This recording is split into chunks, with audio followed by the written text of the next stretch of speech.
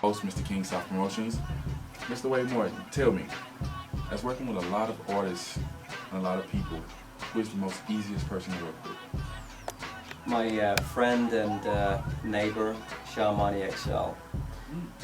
He was the founder and president of G-Unit. He discovered 50. He pulled them off the streets, literally. Recorded his first mixtape in Shah's basement. He's a powerful man, very influential man. But you know what? When you meet him and you work with him, there is no ego. He's completely uninhibited. He's a real kindred spirit, and I can't think of a better person than Shamani XL for any kind of interaction, whether it be personal or professional. Very rare, very rare. So, Shah, You're the man. Tell me, if you could actually work with anybody in the world, who would it be and why? It would have to be, in hip-hop, it would have to be Jay-Z. And Jay-Z is somewhat of an inspiration for me within the hip-hop realm, because ultimately he is an individual that no matter how successful he becomes, no matter how much money he makes, he is constantly pushing boundaries and attempting to become better. You know, his flows, I mean, he'll come up with stuff just to sharpen the sword for the sake of sharpening it, even though 99% of everyone is not going to get it. You know, they'll understand the meaning of the flow, but in terms of the subtext beyond the subtext, it's very clever. In terms of his business management, who he is as an individual, how he handles himself within hip-hop, he doesn't get quite the credit that I feel like he should. So you hear that, Jay-Z? Wade Morton is waiting on you to call him up so he can work with you. Just make sure you tell him Mr. King South Promotion sent you. Hey, as coming up with this business and made it as far as you've made it, who inspired you to work this hard and get this far? Who inspired me to get this far? Well, as a kid growing up, the Beatles inspired me to become a writer. And I'm talking about a kid. I guess when I was 6, 7 years old, I used to wear their records out. And, you know, even as a 6-year-old, 7-year-old, I remember thinking, you know what, I want to write music like that. And that pushed me as a kid to create music. And I think when at the time I was 8, I started mastering instrumentation. I put my first song together. And then the rest was history. What keeps me going now as an adult? That's a difficult question to answer, because there's quite a few people in different walks of this industry that are very inspirational to me. But to name one that keeps me motivated, it's near impossible for me. Okay. I noticed you just said a lot of instruments. How many instruments do you play? That question, I hate that question because people think that I'm, you know, full of it when I respond to it, but I play close to 22 instruments. It's not to say that I play them very well. I get the take done, I hear it in my head, I get it down, but you ask me to step up on stage and play flawlessly, I can't go toe-to-toe with those session heads that are playing their instrument day in, day out. I can't do that, but I do what I do. Strategic persistence. And why? Well, ultimately, without strategy and you've just got persistence in what it is that you do, it's like banging your head against a wall, you're going to get a concussion, you're going to hurt yourself real bad. You apply strategy to your persistence, you walk around the wall and you get to where you need to get. Now, same goes, if you don't have the right combination of elements, for me the two being strategy and persistence, you see your goal, but if you don't have the persistence to get to it, plus the strategy in order to navigate through the chicanes, navigate through, you know, the obstacles that are inevitably going to be in your way, then you're not going to get where you need to get.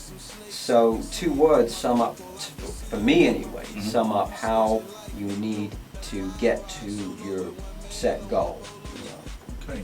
Well, as an upcoming producer in the industry. An upcoming producer. Well, first thing I would say would be to stay away from the conservatory, recording art, stay away from schools that claim that they can teach you how to engineer, teach you how to become a producer, because ultimately the best players that I've ever met in my lifetime, and I've met and worked with some of the greatest in the world, none of them has ever been to a school.